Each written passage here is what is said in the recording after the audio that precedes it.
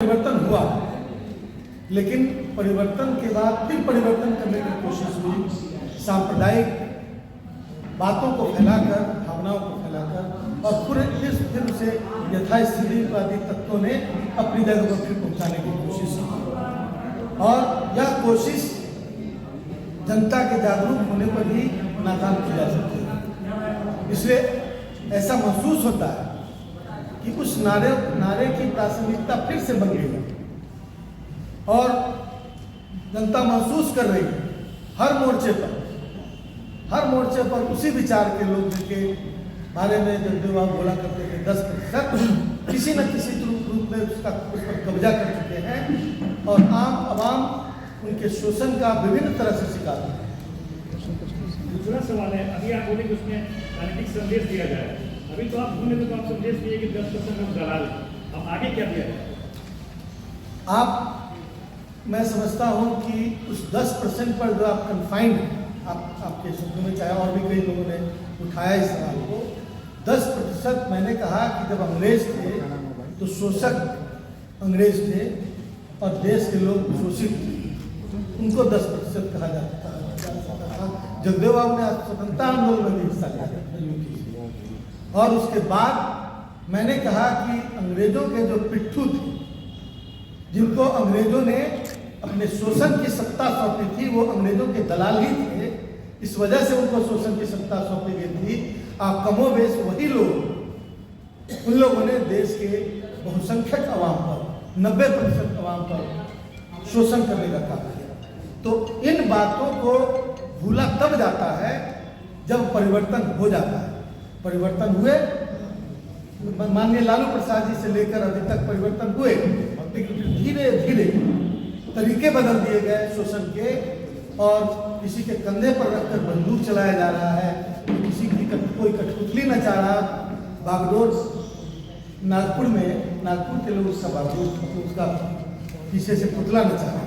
तो ये सारी बातें सामने आ रही हैं और यह अवाम के 90% अवाम के विरुद्ध है।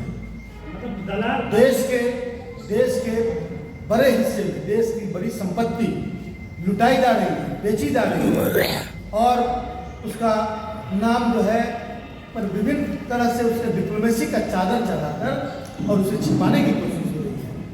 मैं समझता हूँ कि यह दिखाने की कोशिश जनता को हो रही है, जो दिखाना चाहते हैं, जो हकीकत है वो नहीं दिखाया जा रहा।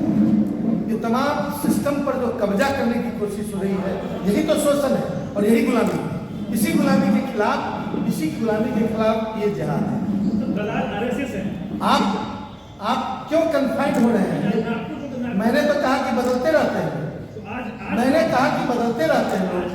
अंग्रेजों के समय जिन लोगों ने अंग्रेजों की मुखबिरी की, उसको आप क्या कहेंगे? वो भारत के रहने वाले तथाकथित आज के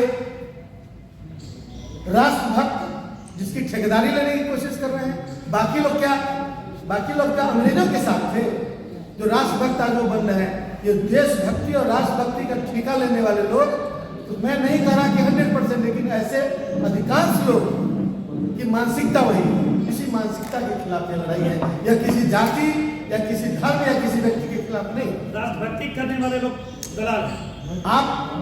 मैं पूछ रहा हूँ कि ये जो डिबेट आप कर रहे हैं, ऐसा प्रतीत होता है कि किसी खास पार्टी और व्यक्ति की तरफ से डिबेट कर रहे हैं। मैं कह रहा हूँ बार बार कि अंग्रेजों के समय अंग्रेज जो थे शोषक थे, और उसके बाद उनके दलालों के हाथ में शोषण की सत्ता चली गई।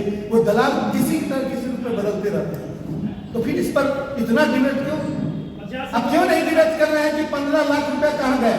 क्यों नहीं डिबेट कर रहे हैं कि 16 करोड़ नौकरी कहाँ गया, अब रोजगार कहाँ गया? डिबेट का विषय ये होना चाहिए, और डिबेट का विषय भटकाकर लोगों के आंख पर पर्दा डालने की कोशिश मत करे ये लोग। और ये लोग एजेंसी तय कर रहे हैं। पब्लिक में जनता का जो विल एंड विश है वो जाना चाहिए।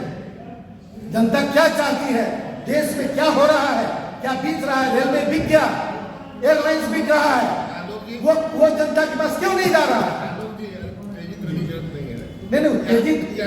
हम लोग का बस इतना ही जानना चाहते हैं कि ये जो 10% लोग आज की तारीख में कौन? 10% लोग आज की तारीख में वही लोग जो लोग शोषक थे, जो रूप बदलकर नाम बताइए वो कौन है नाम तो आप क्यों नाम पर जा रहे हैं? कोई एक आदमी हो तब तो नाम बताया। यह एक व्यवस्था है, यह सामने में कुछ और दिख रहा है। नहीं वो उस प्रधानमंत्री का